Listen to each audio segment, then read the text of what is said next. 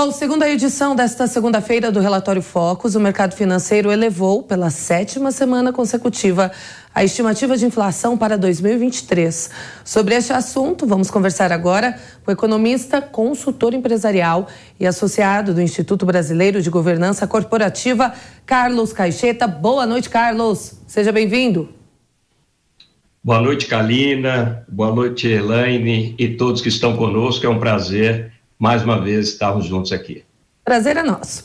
Bom, como eu disse, Carlos, essas estimativas vêm crescendo há 7 meses para este ano. O Banco Central disse que a inflação somente ficará dentro da meta no ano que vem, 2024. E eu te questiono, o que influencia estas previsões?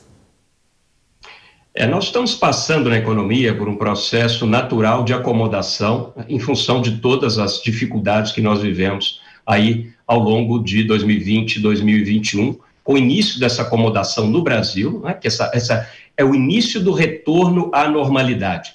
Porém, é uma normalidade que sofre solavancos. Então, aqui no Brasil, nós estamos observando uma série de retornos aos preços, assim, digamos, naturais, aos preços normais, porém, com o receio das empresas, das famílias, de que excessos de demanda, principalmente vindos do governo, ou da recomposição dos impostos que foram reduzidos ao longo de 2022, isso gere uma nova pressão nos preços e a nossa inflação sofra algum repique.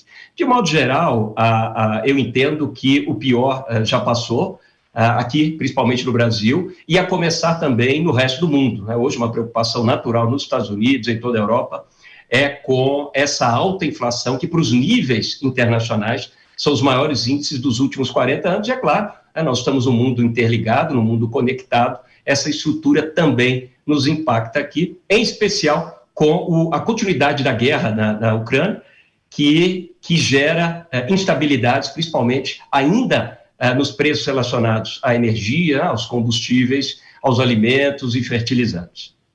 Doutora Elaine Keller. Boa noite. Eu queria te perguntar, quando você fala da questão aí do impacto nos preços de alguns impostos, se o ministro Haddad não mantiver aí a desoneração dos combustíveis, isso vai pressionar ainda mais a inflação dentro da análise feita pelo mercado financeiro, ou o mercado já está considerando essa possibilidade? São duas análises que eu sempre digo que a gente precisa fazer, uma análise macro e uma análise micro. Então, essa análise macro é um efeito geral sobre tudo e sobre todos.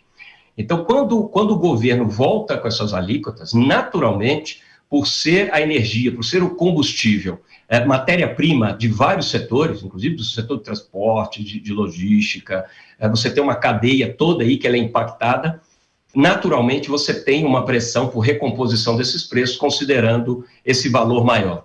E é muito importante também dizer que cada setor, que cada família, cada empresa, cada indivíduo, ele tem uma inflação específica. Então, esse índice que a gente acompanha pelo relatório Focus, que hoje foi estimado aí em 5,74% ao ano, esse é um índice geral, esse é um índice macro. No micro, as coisas são mais complicadas, porque você vai ter setores que vai ter inflação muito maior que isso, porque ele vai olhar essa estrutura e o impacto na sua atividade específica, inclusive onde o peso do combustível, da energia, de outras matérias-primas é muito maior. Então, é ficar bem atento para você ter uma análise de composição de custo, de capacidade de você também passar esses custos maiores para os preços, porque uma vez que a economia está difícil, se você aumentar seus preços, você vai perder venda. E as famílias também já estão no nível de endividamento, nível de inadimplência relativamente alto. Nós ainda não recuperamos os índices de emprego e essas coisas todas, então, estão interligadas. Então, aqui no Brasil, e nós somos muito bons nisso, somos muito respeitados internacionalmente por isso, a gente tem que fazer esse equilíbrio de vários pratos, São 30, 50, 100 pratos ao mesmo tempo dentro dessa equação para a gente saber melhor e decidir melhor. Bom, Carlos, a gente sabe que uma forma do Banco Central controlar essa inflação, né, que tem tido essas previsões mais altas por aí, é subindo os juros. Mas também subindo os juros, a gente sabe que a economia fica um pouco empacada, né? Então, eu queria saber como resolver, como estimular o crescimento econômico diante deste cenário, ou isso não vai ser possível agora em 2023 mesmo? Essa é a receita clássica para você frear a inflação. Subir os juros porque você inibe um excesso de demanda, né? Maior demanda, você pressiona os preços. Porém, o que nós estamos passando também é uma crise por limitação da oferta. Então, não adianta subir juros se não tem o que vender. A gente ainda encontra dificuldades nas matérias-primas relacionadas a eletroeletrônicos, a componentes para a indústria automobilística, que, assim, não tem oferta. Então, assim, o impacto dos juros, ele é relativo. E, claro, num cenário onde todos os países, as principais economias do mundo estão subindo os seus juros, isso é preocupante, inclusive isso tem impacto no dólar, no preço do dólar, e vários bens, o dólar influencia a formação de preços, então quanto maior o dólar, você tem um impacto também, pressão inflacionária. Então, na medida que os países internacionais, as economias desenvolvidas aumentam também os seus juros, o dólar sofre a pressão, a gente sofre também, tanto uma pressão por aumento, para a gente continuar com a nossa taxa de juros doméstica do Brasil maior, porque ela é referenciada também com as taxas dos outros países, quanto pelo próprio incremento do preço do dólar, impactando os custos e aí impactando também a nossa sofrida inflação que combatemos há tantas décadas aqui. Pois é, né? Quem sofre é a população, porque inflação alta, agora com esse reajuste do salário mínimo, como que fica o poder de compra do brasileiro? Como que o brasileiro é afetado?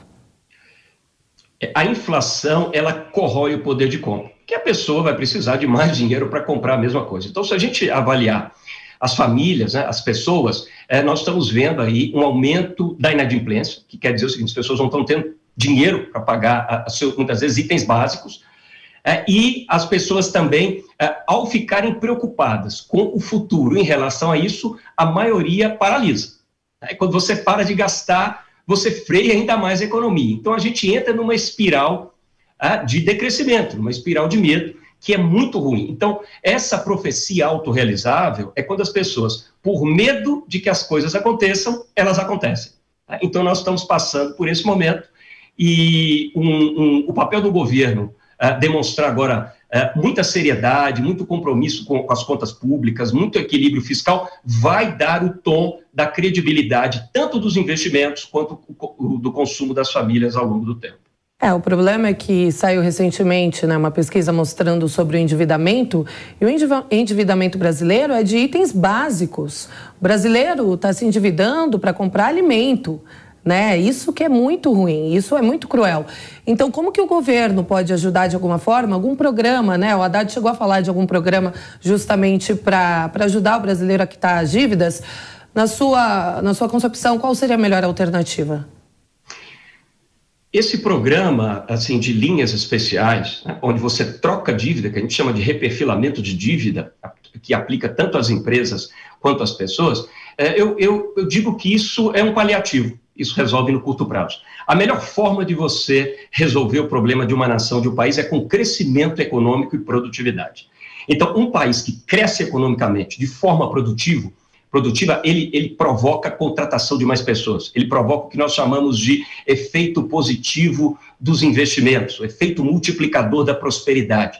Porque um país que cresce, ele investe mais, investindo mais, ele contrata mais colaboradores e funcionários, esses funcionários recebem mais dinheiro, eles pagam impostos, com esses impostos o governo volta em infraestrutura, em saúde, em proteção. Então, o grande motor de sustentação de uma nação, de uma prosperidade material, né, que acaba ajudando nas outras prosperidades, é o motor do crescimento econômico com alta produtividade. E, é claro, né, essas soluções de curto prazo são paliativos que aliviam, né, mas não resolvem. Doutora Elaine. Eu queria voltar um pouquinho na questão da influência do nosso setor energético na inflação. Acabou de assumir João Paulo Prates na Petrobras. e possivelmente ele vai fazer aí uma revisão da política de preços, podendo acabar inclusive com a paridade de preço com a importação, com o barril de petróleo no exterior. Isso pode dar alguma ajuda na pressão inflacionária interna se a gente acabar com essa paridade do preço do combustível com o preço do combustível no exterior? É ótimo esse ponto para a gente discutir o seguinte. A Petrobras, ela, em última instância, é regida por um conselho de administração, né? Eu sou conselheiro de administração, certificado, né, pelo Instituto Brasileiro de Governança Corporativa, dos órgãos de referência, e nós sabemos o seguinte, é feito o que é melhor para a organização, para a empresa. Isso é um dever do conselho de administração. Então, é preciso ser muito hábil para você conseguir que essas medidas, ao se provar que são benéficas para a empresa, elas sejam votadas, elas sejam discutidas e aprovadas pelo Conselho de Administração. Então, se for, uma vez entendendo que isso é positivo para a companhia, para a empresa, essas questões são bem tratadas, essas questões são aprovadas. Agora, entendo muito difícil você usar a Petrobras, uma empresa gigante, o orgulho do Brasil, de capital misto, né, com ações na Bolsa de Valores, acompanhada de perto por investidores nacionais e internacionais. Acho muito difícil, entendo muito difícil, que você possa usar, ser uma discussão muito crítica, muito profissional, muito concisa, demonstrando os benefícios para a companhia, que você possa tomar qualquer medida, em especial medidas que possam ser entendidas como pontuais, ou medidas populistas, ou medidas meramente governamentais. Carlos, agora a Haddad diz que a primeira etapa da reforma tributária deve ser votada agora, né, no primeiro semestre, e discutir o imposto sobre o consumo. Para quem estiver nos assistindo, né, o brasileiro, o cidadão, como que essa reforma tributária pode aliviar a situação econômica dele?